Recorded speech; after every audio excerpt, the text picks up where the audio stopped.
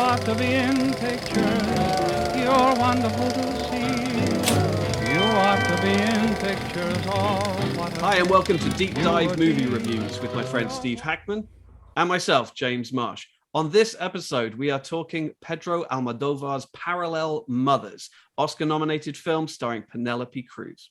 Hey, you know the drill. If you haven't subscribed to Deep Dive Movie Reviews, if you haven't done that bell already, just go ahead and do that so you never, ever miss a video. And just to be forewarned, Deep Dive Movie Reviews does contain spoilers, so you have been warned. James, tell us about Parallel Mothers.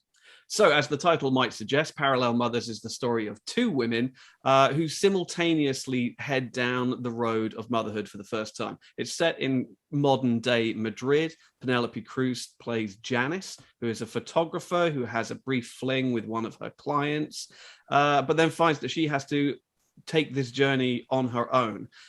In the maternity ward, she meets Anna, who is a teenage mother, again, first pregnancy, and the reasons behind it are a little bit of a mystery at the start. The babies are both born on the same day. They leave the hospital at the same time. They decide to stay in touch, but things get pretty complicated pretty quickly. So, Steve, what did you think of Parallel Mothers? You know, I thought for Almodovar, this was one of his most accessible films. Some of his films in the past, it's been hit or miss with me as a writer and director, even though I acknowledge his great filmmaking capabilities. For me personally, his movies have always been hit or miss. This one I found very accessible, something that I quickly found myself being engaged to. One of the things, though, that kind of threw me for a loop at first was I thought at the beginning when Penelope Cruz's Janice brings in the excavator, the archaeologist, they're going to dig up a mass grave and kind of look at one of the beginnings of the Spanish Civil War. And there's a whole family issue there that comes out in the film. I thought that's where this film was going. And then, as your synopsis indicated, they go in a completely different angle. She ends up becoming pregnant by the archaeologist, and they really only finish this storyline theme that they introduced at the beginning of the film at the end of the film, which I was really glad that they didn't forget it altogether, that it came full circle and came back with this whole somewhat convoluted story in between. My initial thought is for a Pedro Almodovar film, this was the one that I most found myself engaged with and wanting to see how this story was going to unfold. Yeah, I mean, for me, this is certainly the one I've enjoyed most recently. Mm-hmm. As you say, it can be a bit hit and miss. I've seen most of his films. I wouldn't go as far as to say I've seen all of them. Same. Almost all the time, they are films about women. Mm-hmm. And I think that's one of his great strengths. But they often are sort of deceptively simple. You know, Mm-hmm. on the surface, they seem to be very sort of simplistic, but it's just bubbling under the surface that you've got a lot of things going on. I like the fact that when we're introduced to Janice, you know, she's in the midst of this campaign to get this mass grave at her sort of homed village excavated, and that it does take the duration of the film, and she is distracted by this unplanned pregnancy. You know, it derails, as what you were saying, like what we perceive to be the plot of the film. Yes. And I think that's, you know, a very deliberate element to the plotting of it, is that this is completely unplanned. This comes out of nowhere, blindsides her, and changes her entire life until she's, you know, well, until certain things happen and she's able to sort of regain her focus. What I also really appreciated is how both the stories do become thematically entwined. Mm-hmm. You know, it does become a story about our roots and our ancestors, and questions how important that is. You know, this is a story that starts off and it's all about a woman and her community trying to lay to rest these kind of ghosts of the past. You know, and it's also, you can expand that to Spain as a whole and say that, you know, the wounds of the Civil War are still relatively fresh. You know, it was in the 1930s, so it's still less than 100 years ago, and you know, there are still all of these unmarked graves and these sort of elements of their recent history that are yet to be fully reconciled or put to bed, as it were. But then you have this question of motherhood that comes right into the forefront when you have these two young women who give birth on the same day.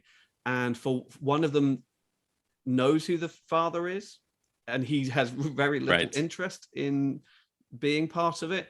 And for young Anna, you know, it's really up in the air who is the father even. And then obviously, you know, let's address the twist, if you like, or the revelation, is that the babies were switched in the hospital. And so it becomes as much a story about nature versus nurture as anything else. You know, who is the mother and who should be the mother? And I love how that theme intertwines into the greater theme of trying to identify the bodies in the mass grave, because it becomes a question of, you know, obviously with the mothers, it's, well, whose baby is it? Is it my baby, or is that my baby, or is it your baby? And in the end, we find out, kind of in a way, it can be our baby. We can all love this baby. And in the same way, these corpses, these skeletons in the grave, we might not know if that was your grandfather, my grandfather. What we do know is this is our community, and our community has to be, you know, honored and recognized. And I love how Almodovar is able to intertwine this theme of the Spanish Civil War and the mass grave and the community identification with the importance of this, rather than just, you know, just let sleeping dogs lie. No, this is important. This is part of our identity. And then bringing that into the forefront with this story of switched babies and who is the mother. Yeah, because in the end, I think what he's saying is that regardless of whose side you're on, because it was a civil war, you know, whose side you're on or which village this is, we all collectively as Spaniards have a responsibility to address this issue and put it right. You know, this is something that rocked our entire nation, and you know, we are all the descendants of these people, and therefore it is our family, it is our nation, it is our country. And so there's this sort of positive message about sort of a bringing together. You know, and Spain is still a pretty fractured country. Catalonia and the Basque region. I mean, I don't want to get too deep into it because I don't know a great deal about it, but at the same time, I'm aware that there is not one Spain. There are, you know, regions within Spain that do not even consider themselves to be regions of Spain, but entirely separate. Like Catalonia believes itself or recognizes itself as a completely separate entity, and that Catalan language is not a dialect of Spanish, but is a separate language, and things like that. There are very important distinctions that are made, and I think what the film does is it's kind of a plea to sort of come together. Yes. You know, yes. I think it's very smart that the two women, you know, what's her name, Janice and Anna are of different generations as well. Yes. You know, Janice could quite easily be Anna's mother. I think that's important. That, you know, this is they're at opposite poles of the motherhood spectrum. One's at the, you know, youngest you could, I mean, maybe not the youngest you could be, but Penelope Cruz's Janice is at the other end of that, and they're both at opposite ends of power structures. You know, Janice has got money, she's established, she's independent, she doesn't need the father. She tells them, you don't, you know, you have no responsibility here. This is my decision. I'll raise the child, and I have the means in which to do it. Whereas Anna is very much reliant on her mother. And then in a way, so she transfers her independence from her physical biological mother to her new surrogate mother in Penelope Cruz. Of course, the story takes that even in a deeper twist. Yeah, and there's this great sort of irony that Anna's mother has no interest really in being her mother. You know, when it's emotionally convenient for her, she'll show up and be almost smothering, right? And controlling. But at the same time, you know, she is an aspiring actress, so she wants to sort of hit the road and go off and do that. She's got no time for her daughter, let alone her granddaughter. And so it's kind of this sort of great irony in a story that is so much about, you know, ancestry and family and the different generations, that you do have it acknowledges so many different facets of that simultaneously in a seemingly effortless fashion.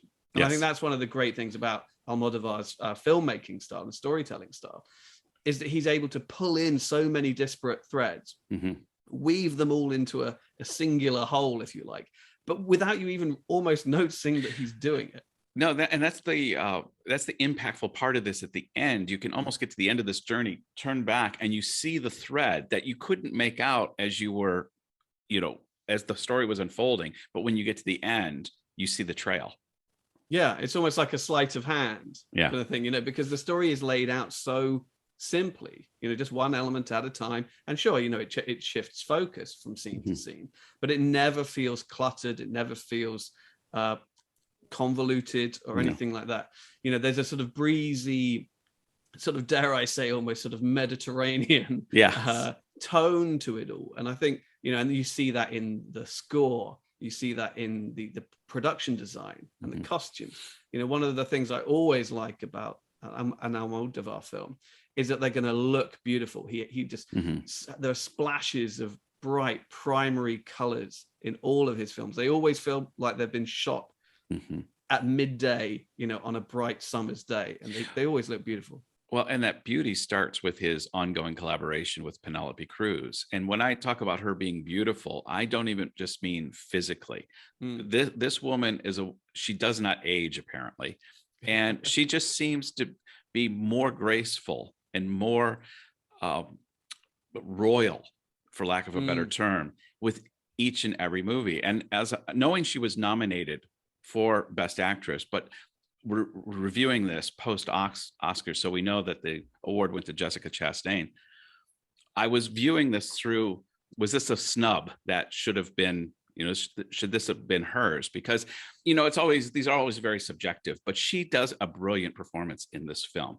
Watching her, when she was doing the test to find out whether the child was hers or not, the emotion she conveys in that revelation, without any language whatsoever. You see the sorrow for herself. You see the impact it's going to have on Anna. Everything is just all rolled up into. She has a tremendous ability to convey emotions without any language whatsoever. I think we said this earlier about the actor from Drive My Car.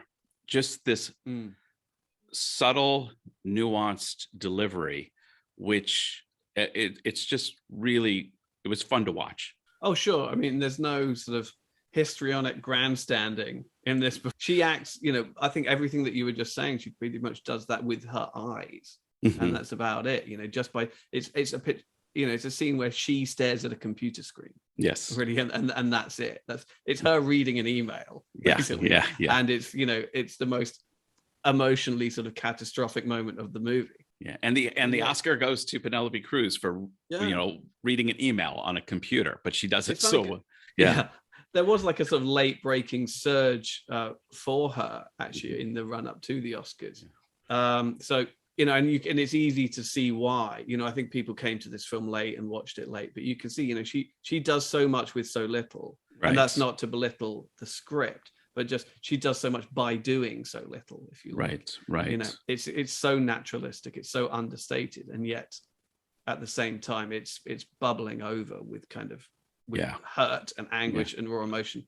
Because I mean, we haven't really sort of talked about all of the mechanics of the revelation, but she discovers that her baby is not hers. Right.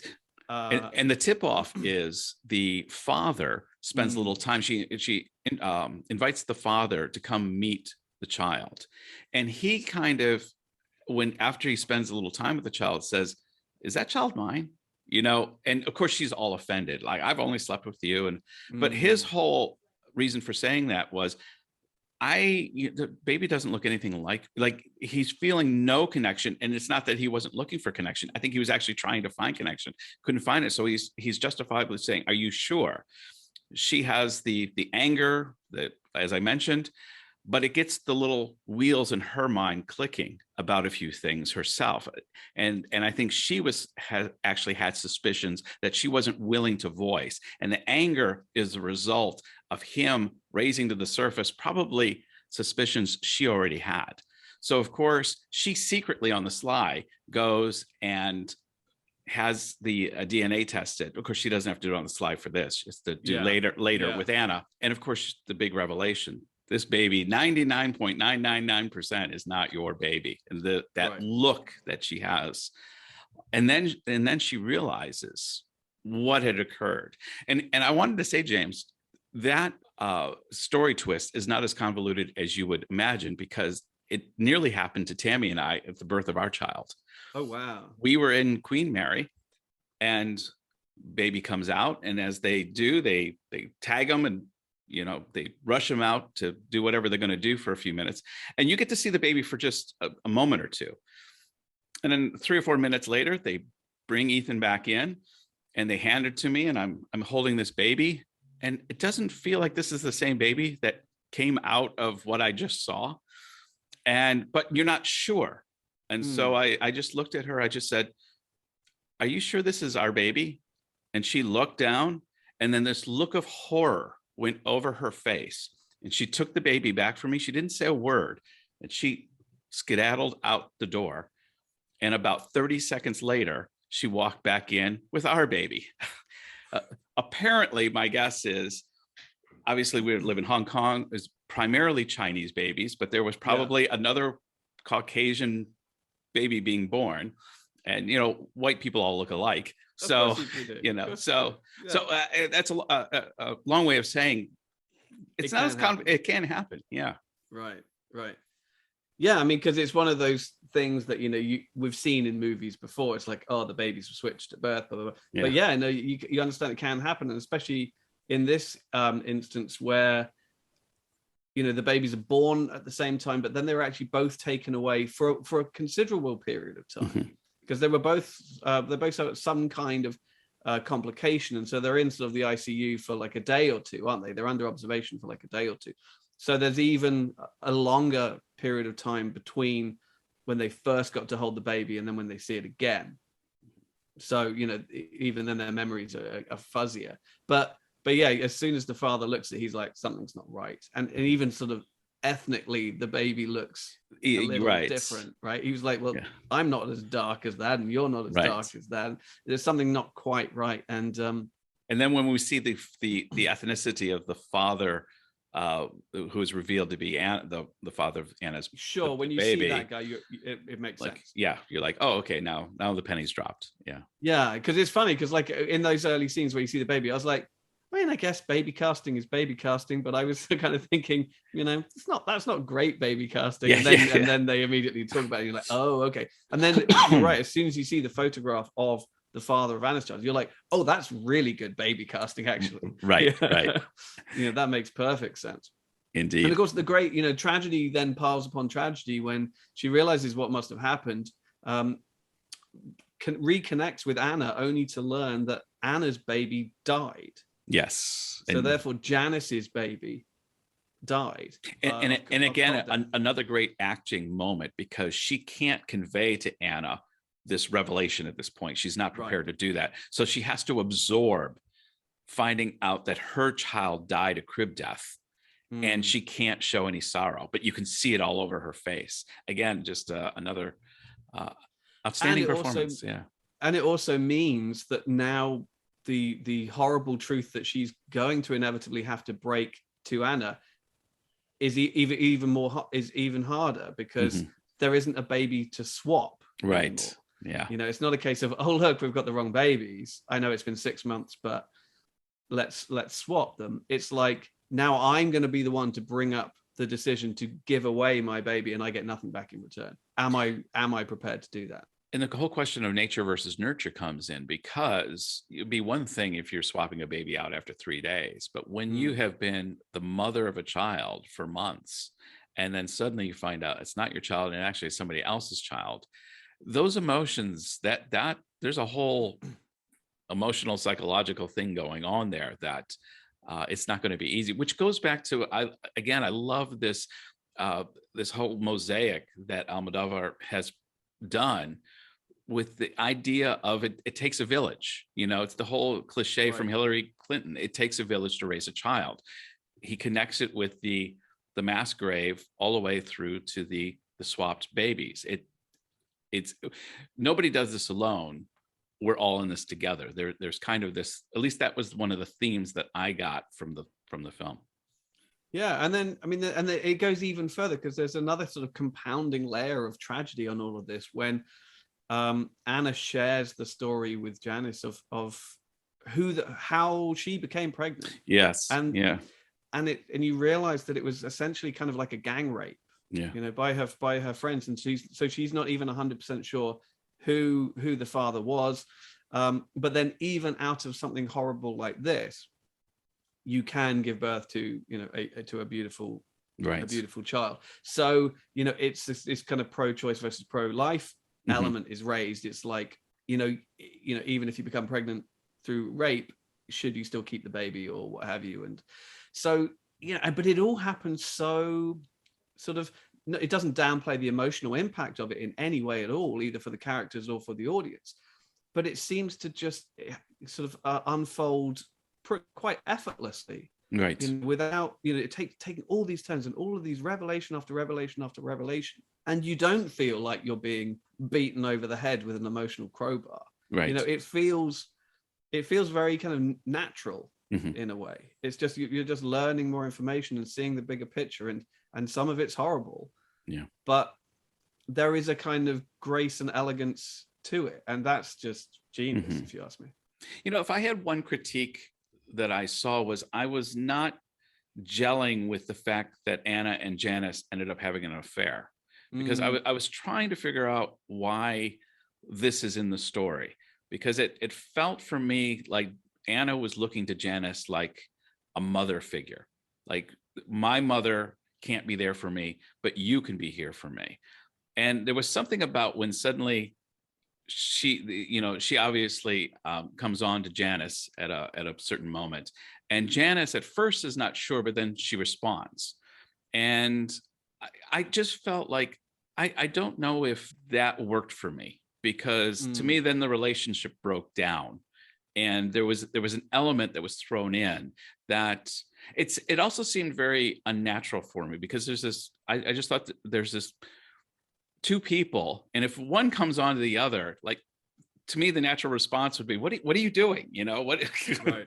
What are you doing? And it seems like and I've seen this a handful of times in movies, and it's the artificial nature of filmmaking, is if I come on to you, you're going to naturally respond, whether you're gay, straight, or whatever, because you're given at no point that either one of these people are gay. It's so powerful. Well, that's it, you know. And I obviously I have no problem with the gay relationship in film. That's not the issue here. It's I felt that it was put in when I thought it hurt the relationship that was being established, and I didn't really see the benefit, the payoff from introducing it. Yeah, I mean, I don't know if I would go quite so far as to call it a sort of a misstep, but it's the one thing that feels slightly out of place, because, you know, there's no indication beforehand that either of these characters are gay, as far as I recognized. And obviously Pedro Almodovar is gay, and you know he tells women's story, and he's incredibly experienced and all that, and compassionate and understanding and empathetic and all of that. But there's one interpretation you could take, which is ever so slightly, quote unquote, sort of dangerous, is that after suffering this horrible gang rape and the death of her baby, that Anna's character sort of turns to a same-sex relationship as a result of that those traumas. And I'm not sure if that's necessarily painting same-sex relationships as in a positive light. It almost feels like it's the result of some kind of trauma, and, you know, and I don't think the film is necessarily saying that. No, but it could be interpreted that way. I think the film, certainly the filmmaker is, and the performers are far more sensitive than to let something like that slip through. But it's one possible interpretation, and that's slightly, you know, you watch out for that, because that's slightly potentially dangerous. You don't want to be saying that. I'm not saying that the film is saying that. I'm saying that people could take that away from the film. And so, yeah, you result in this kind of blurring of the lines of their relationship and their connection to one another, which then never really goes anywhere. And actually, sort of very quickly falls into a sort of very comfortable, even if slightly unconventional play. Yes. Yeah. So I'm not entirely sure it was necessary, or that it really added anything. Right. Either. Yeah. Well, James, bringing it to a close, Parallel Mothers, what score should we give this? What should be our instrument? Oh, well, there are so many, aren't there? Positive DNA tests? Yes. Yeah. Mass graves. No. Yeah, no. Let's especially given the situation going on in the world right now and what I've been seeing in the news, let's steer clear of that one. Absolutely. I think we've been, I don't know about you, but we've been used to, self-testing ourselves for one virus or another recently. So the idea of taking some kind of DNA test is not alien to as many people as it might have been a year or two ago. So let's go with the DNA test out of 5. I thought this was great. I think it's it's Almodovar firing on all cylinders. Mm-hmm. It's Penelope Cruz firing on all cylinders, and Milena Smit too, who is a new performer as far as I'm concerned. And when that combination comes together at their best, then there are very few collaborative teams that can do better. I think it's just shy of greatness. I think there are one or two like tiny little nitpicks where it doesn't, that it just slight imperfections, if you like. But all in all, this is incredibly powerful, beautiful to look at story, told like with just this disarming effortlessness. And so I'm going to give it 4.5 DNA tests out of 5. Wow, fantastic. Very high praise.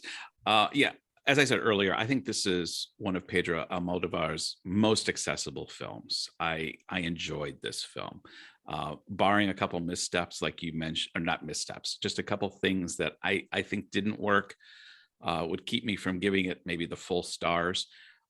What I wanted to also add is the longtime collaboration that Almodovar's had with Penelope Cruz really shines in this film. You can see this natural trust and working relationship that is conveyed on the film in such an effortless way.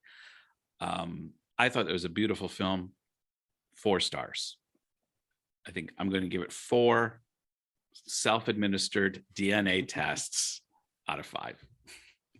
Fantastic. So I think that's a very healthy 4.25 average. 4.25. Yeah. Hey, that's going to wrap it up for Deep Dive Movie Reviews for this episode. If you haven't subscribed, just go ahead and hit that subscribe button. Also, if you want to connect with James and I on Instagram or social media, Twitter, all that information is in the links below. James? Yeah, and, take a moment, check out some of the other videos that we've got. We've got 35 other videos up there. We've got new movie reviews, we've got old movie reviews. We're doing every best picture as we go through year by year, every best picture winner of the Academy Awards. And also leave us a comment, let us know what you thought about Parallel Mothers. Let us know what you would like to see us review in the future. Till next time. You are Goodbye. to be in pictures, you're wonderful to see. You are to be in pictures, oh what a hit you would be.